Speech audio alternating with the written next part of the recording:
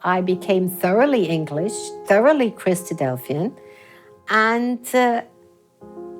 I think back now, what a basis this gave me for my adult life. These children clearly were saved from death. The Kindertransport made all the difference in the world between life and death. I was very happy about it because I was part of it. Except I missed my parents. Never saw them again.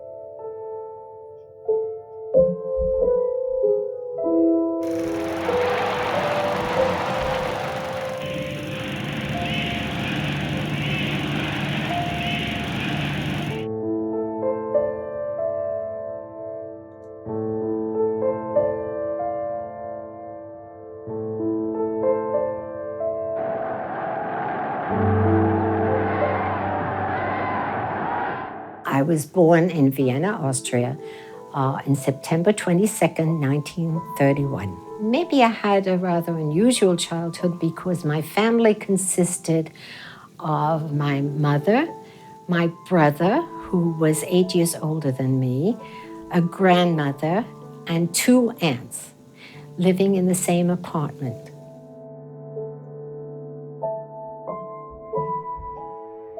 I started to sense a peculiar feeling of discomfort and fear, which I was beginning to absorb. The next day, when I went down with my mother to the park, I went to sit on the bench for something, and she gripped my hand so hard, I thought she was going to break it. And then I saw this sign on it, no Juden. No. And I said, what is this?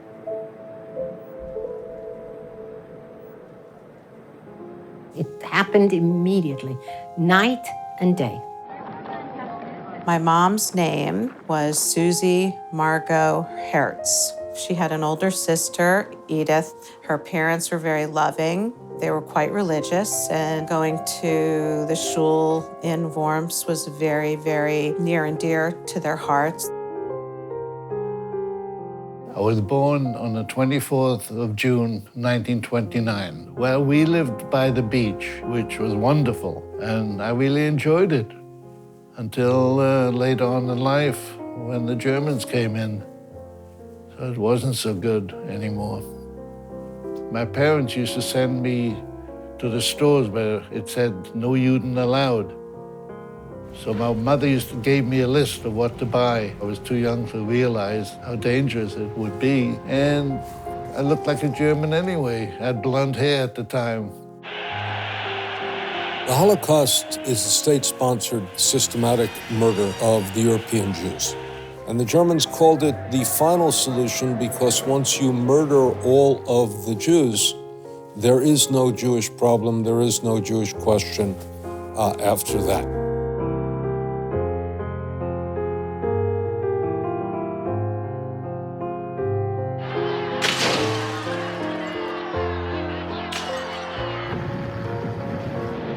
The pogroms was the burning of more than 1,000 synagogues, the looting and the destruction of 7,000 Jewish businesses, the incarceration of 30,000 men aged 16 to 60 and their deportation to concentration camps. It was really mostly my grandfather. He was pretty adamant that nothing was going to happen and really felt strongly that his family would be fine until Kristallnacht. They owned a hardware store right in the city. Afterwards, my grandfather, my grandmother, my mother, and her sister all tried to go outside and rescue whatever they could that was thrown onto the train tracks and bring things back into the store. My grandfather tried to erase and paint the swastikas that were painted on the front of the store. And at that point, they knew they really had to to get the children safe, they knew that they had to leave as well. At that point, everybody understood that they had to get out. And the only question, which was the burning question, was where to go. The Kindertransport is the rescue mission that saved children from Germany, Austria, Czechoslovakia, some from Poland and Gdansk in the 9 months before World War II. The most well-known Kindertransport program and the one that rescued the largest number of children were the Kindertransports to Great Britain. In Britain, members of parliament got up to say, what can we do? We see what's going on in Europe. This is terrible. We're obviously not going to help everyone, but what can we do to help children, the innocent children who are living in these terrible conditions? They can't go to school, their parents are being arrested. What can we do to help the children? And that, which was an expression, a wild expression of violence, which could not be ignored internationally, was what led to the Kindertransports.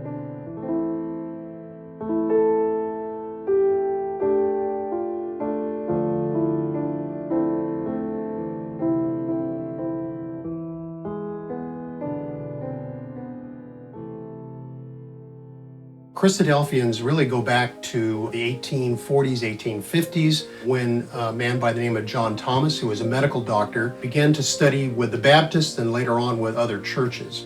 He created Christadelphianism largely because what he felt was that there were some errors that he saw from other teachings, and he felt it was appropriate to create a fellowship that was based on what he believed to be true teachings in the Bible.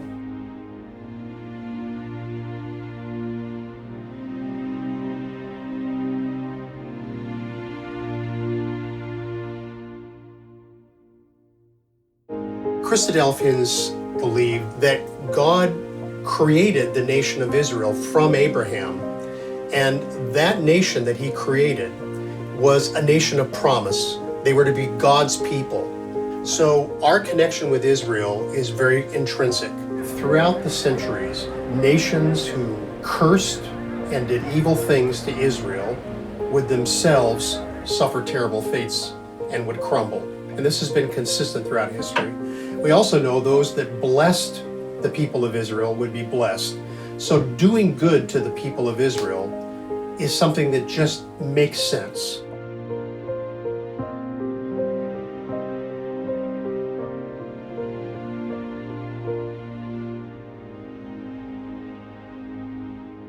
The relationship of the Christadelphians with the Kindertransport was part and parcel of our focus on the success of the Jewish nation. And as soon as the Kindertransport was established, Alan Overton took upon himself to encourage and support the placement of the Jewish children in homes of Christadelphians.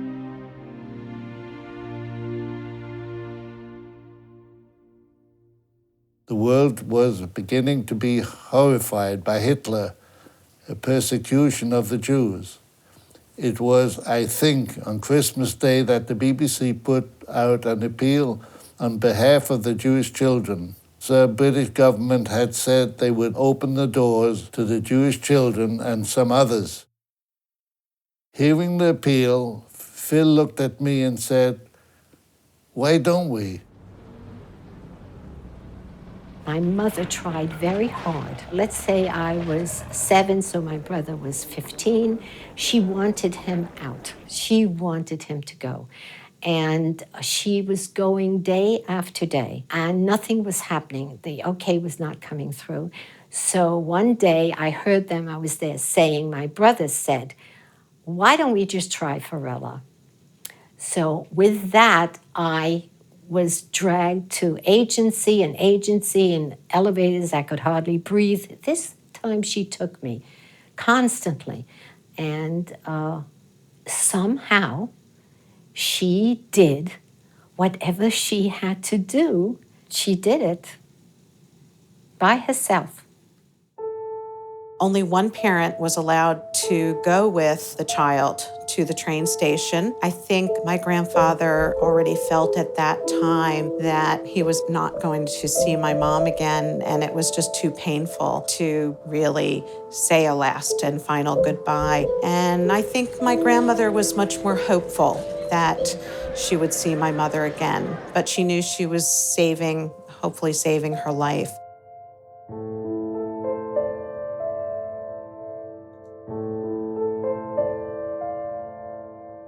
One of the things we have to understand profoundly about Kindertransport is the drama within the life of the parents. What would it take for me to give up my children with the knowledge that I may never see them again?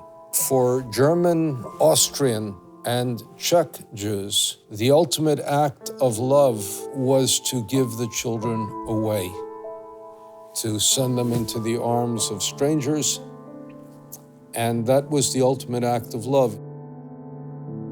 My parents planned to send us away, and they were telling us that we're going to be going to the Whitakers. With most children, they had photographs, and they sent them to Bloomsbury House, the committee there in London, and they sent them to people's homes, like the Christadelphians. They looked at the photographs, and Whitakers probably thought we were cute kids, so they took us in.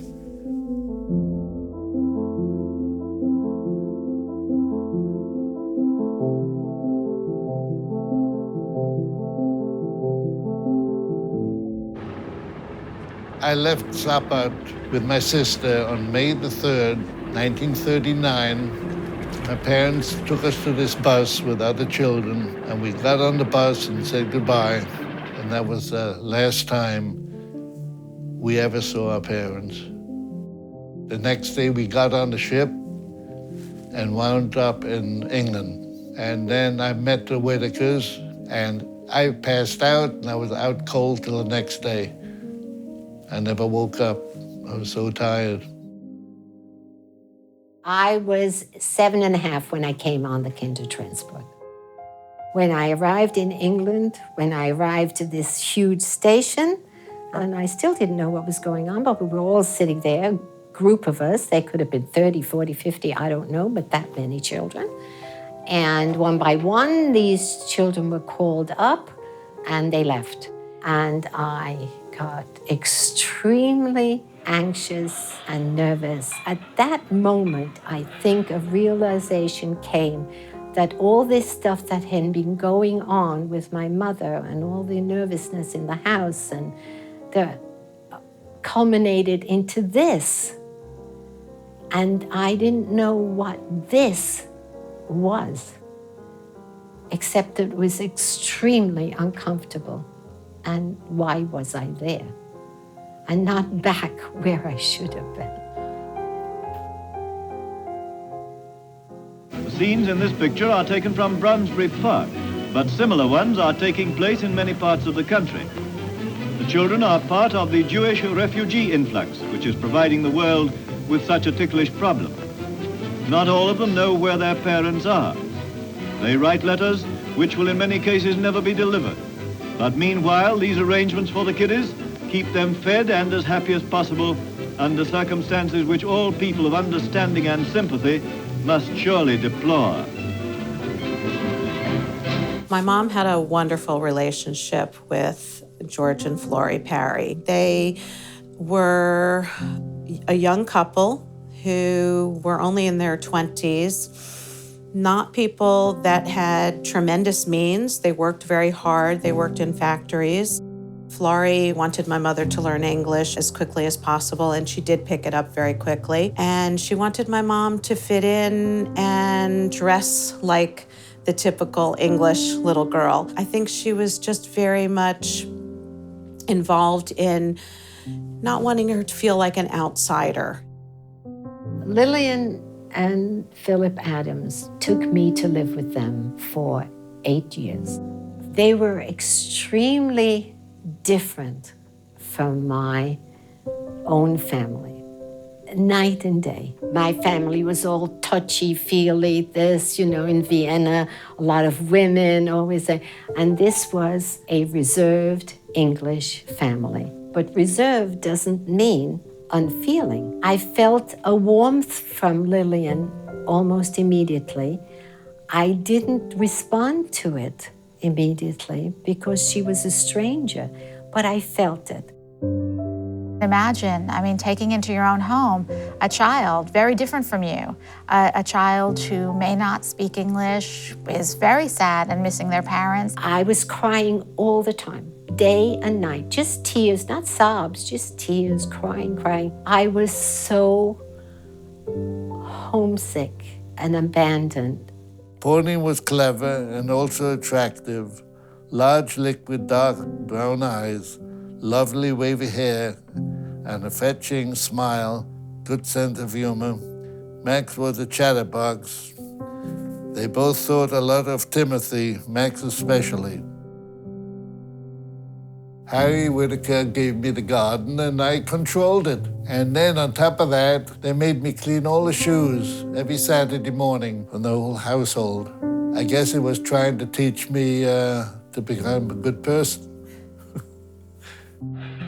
The children who went on the Kindertransport were saved systematic persecution, probably being shipped to ghettos where they would either be shot or after a period of time they would be sent to concentration camps. They wanted my mother to maintain and have knowledge that she was Jewish and where she came from, but they were very, very interested in her being a big part of their family. Florrie wrote to my grandmother in Germany and asked her permission and if it would be okay to take my mom to meetings with them.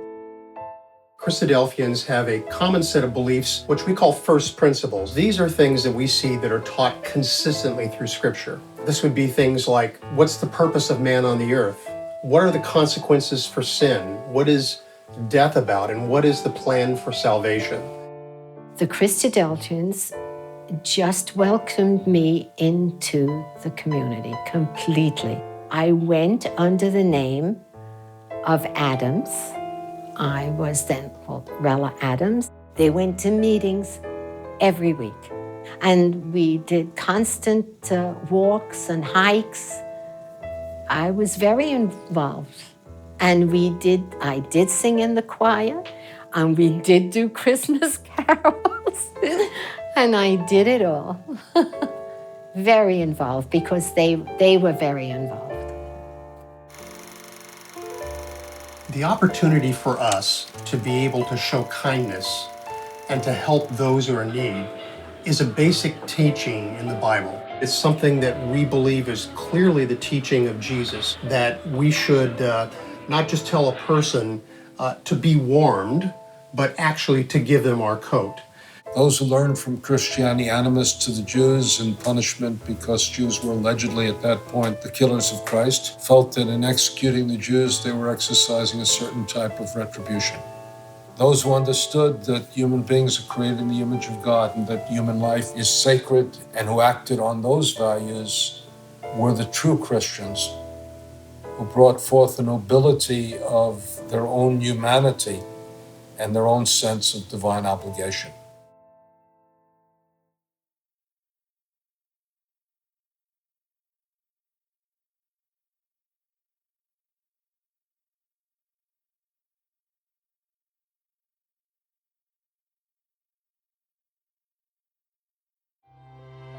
I always thought of my mom as not being that very typical German. She was much more carefree. She just made people feel so comfortable and made people feel so welcome. Her home was always open to everybody. And I think maybe a big part of that was also the fact that she was taken in by the Perrys. And I think that was a big part of her makeup because she was saved. Her life was saved by the Perrys. And she was given so much that I think she also wanted to give back. I just consider myself so fortunate that at such a young age, I was taken into a home that had moral values that were wonderful, that taught me how to be a human being. As it is, I was fortunate to have this upbringing for 8 years. Impressionable years, 7 to 15. They're very impressionable years. Thank you from the bottom of my heart, because I truly believe that I would not have survived this time. Since no one in my family survived, and I was the youngest, I honestly feel that I would not have come out of this alive. But you made it possible for me to have a life and children and grandchildren. And I'll be eternally grateful for that, and so will my children. Oven prepperchick, brennt a fire roll, und die Stube ist heiß. Und der Rebelle in kleiner Kinderlach, dem Aleph Beis. Und der Rebelle in kleiner Kinderlach, dem Aleph Beis. Solche Kinderlach, gedenkt Teire, was sie lehren du. Sag noch einmal und Tage noch einmal, komm jetzt Aleph O. Sag noch einmal und Tage noch einmal, komm jetzt Aleph O. Sag noch einmal und Tage noch einmal, komm jetzt Aleph